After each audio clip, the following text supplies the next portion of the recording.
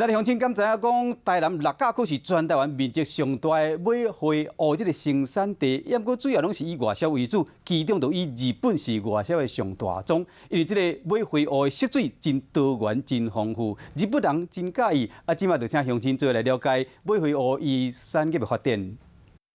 买花蚵因为色水真济，加上外形是一个爱心，真侪民众拢会买来送礼。其中台南六甲是买花蚵主要出产地，伊花期嘛真长，差不多会当种做3冬。如果说是以颜色来讲的话，我们的花几乎就7彩颜色里面，红橙黄绿蓝靛紫，只有蓝跟靛颜色是没有的。 台南买花蚵主要以外销为主，加上伊色水百款，日本人上爱。但年过节容易到达无共色的花来送礼。日本的销售端我们就有经验，他夏天他喜欢这种比较清凉一点的白色、粉色系的，看起来就很凉爽。业者甲礼盒包装甲真水，外销到日本，希望台湾的买花蚵唔若外销亚洲国家，有一天卖当外销到全世界。